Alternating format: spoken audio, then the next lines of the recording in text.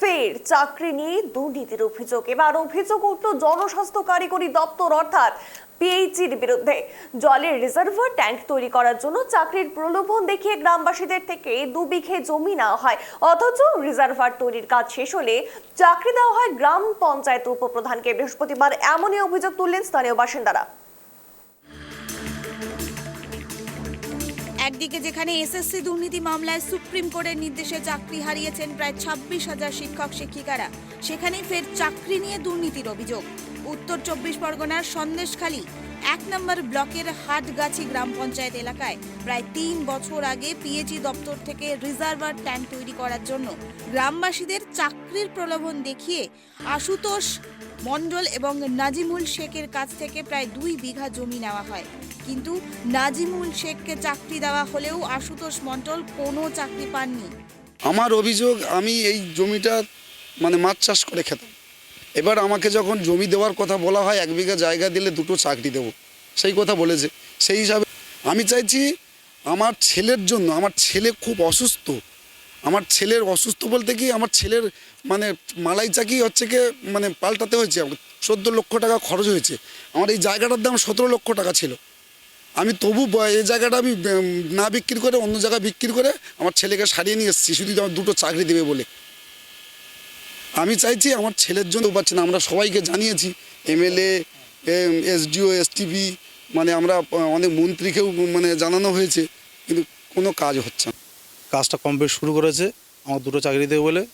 একটা চাকরি হচ্ছে পাম্প শুরু হয়ে গেলে, জল বার হলে তখন একটা কাজ দেবে, এবং ট্যাঙ্কি কমপ্লিট হলে আর একটা কাজ দেবে বলে প্রতিশ্রুতি দিয়েছিল। কিন্তু আমাকে একটা কাজ দিয়েছে, এবং ট্যাঙ্কি কমপ্লিট না হওয়ার আগে আমাদের হাটগাছি অঞ্চলে যিনি উপপ্রধান আছে আব্দুল কাদের মোল্লা, ওনার ছেলেকে এখানে প্রজেক্ট করেছে ভ্যাল অপারেটর হিসেবে। ওনার নাম হচ্ছে গিয়ে আজারউদ্দিন। হাটগাছি গ্রাম পঞ্চায়েতের উপপ্রধান আব্দুল কাদের মোল্লার কথায় কোনো গ্রামবাসীর সঙ্গে লিখিতভাবে জমির বিনিময়ে কাজ দেওয়ার কথা হয়নি। যা হয়েছে মৌখিকভাবে হয়েছে, এবং যে জমিতে জলের রিজার্ভার ট্যাঙ্কের কাজ চলছে সেটি সরকারি জমি। দেখুন, আমি কোনোদিন আমার সজ্ঞানে আমি অন্যায় করি না, এলাকার মানুষ সবাই জানে।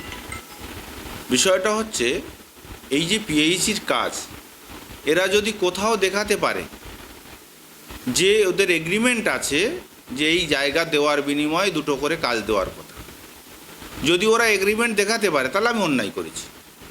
কিন্তু আমি বলছি আমার সজ্ঞানে ওদের সঙ্গে একটা করে কাজ দেওয়ার কথা, সেটা মৌখিক। কিন্তু আশুতোষ মণ্ডল ওর রায়ের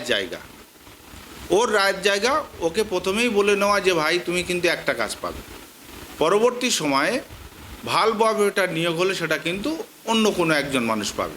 তো বলছে ঠিক আছে ভাই।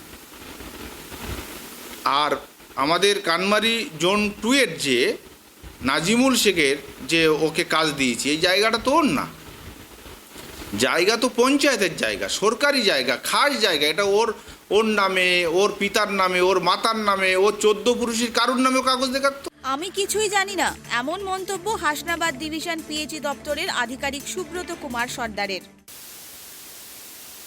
আমি কিছুই বলতে পারবো না, আপনারা বাইরে যান। আমি কিন্তু ওই জন্য আপনাদেরকে এসটি ইঞ্জিনিয়ার আসছে না, এসটি ইঞ্জিনিয়ার কথা বলবো, আপনারা বাইরে অপেক্ষা করুন, ঠিক আছে? এগুলো যা করছেন ডিলিট করেন দাদা। আমার কিছু বলার এখতিয়ার নেই দাদা। ST engineer on the way আসছেন। তৃণমূলের আমলে চাকরি চুরি প্রাতিষ্ঠানিক চুরি, এদিন এই নিয়েই মন্তব্য করলেন বিজেপি নেতা পলাশ সরকার। দেখুন, তৃণমূল কংগ্রেসের আমলে চাকরি চুরি পশ্চিমবঙ্গের প্রাতিষ্ঠানিক চুরি। এটি কোনো এক বা একাধিক দুষ্কৃতীদের দ্বারা এই চুরি সম্ভব নয়। এটি পুরোপুরি সরকারিভাবে, সরকারি পদ্ধতি মেনে হচ্ছে, তার একাধিক প্রমাণ রয়েছে, এবং তৃণমূল কংগ্রেসের মন্ত্রীরা সরাসরি যুক্ত থাকছেন এই ধরনের অপকর্মে। মাছ চাষের জমি পিএইচই দপ্তরকে দিয়ে এখন ছেলের চাকরির আশায় বসে বাবা। আদতে কি চাকরি পাবেন, নাকি ফের প্রতারিত হতে হবে? বসিরহাট থেকে সিরাজুল মিস্ত্রির রিপোর্ট, ট্রাইব টিভি বাংলা।